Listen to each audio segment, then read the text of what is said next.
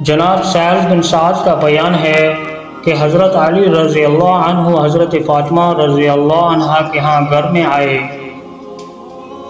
تو دیکھا کہ حسن اور حضرت حسین رو رہے ہیں۔ پوچھا یہ کیوں رو رہے ہیں؟ کہا کہ بھوک کی وجہ سے رو رہے ہیں۔ بس علی گھر سے نکل آئے تو اتفاق سے بازار میں انہیں 1 دینار پڑا مل گیا۔ تو وہ حضرت فاطمہ رضی اللہ عنہا کے پاس آئے اور بتایا کہ اس طرح سے ملا ہے۔ انہوں نے کہا فلاں یہودی کے پاس جائیں اور ہمارے لیے آٹا لے آئیں۔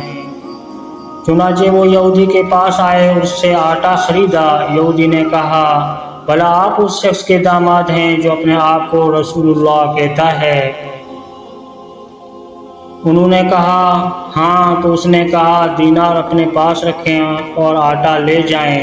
حضرت علی رضی اللہ عنہ وہاں سے چلے اور حضرت فاطمہ کے پاس آٹا لے آئے اور ساری بات بتائی۔ انہوں نے کہا فلاں قصاب کے پاس جائیں اور 1 درم کا گوشت لے آئیں۔ چنانچہ وہ گئے، اپنا دینار اس کے پاس رہن رکھا اور 1 درم کا گوشت لے آئے۔ حضرت فاطمہ رضی اللہ عنہا نے آٹا گوندا، ہانڈیاں چولہے پر رکھی،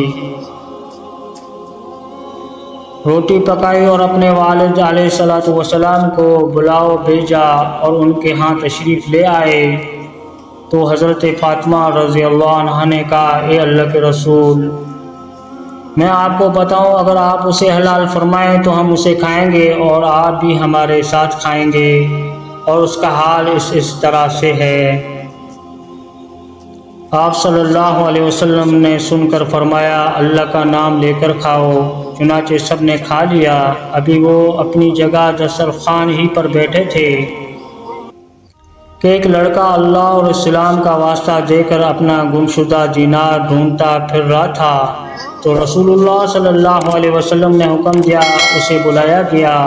آپ نے اس سے پوچھا تو اس نے کہا مجھ سے بازار میں کہیں گرا ہے۔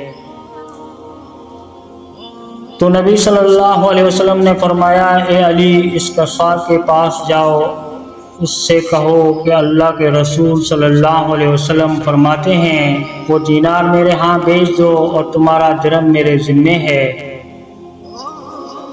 چنانچہ اس نے دینار بھیج دیا۔ پھر رسول اللہ صلی اللہ علیہ وسلم نے اسے اس غلام کے حوالے کر دیا۔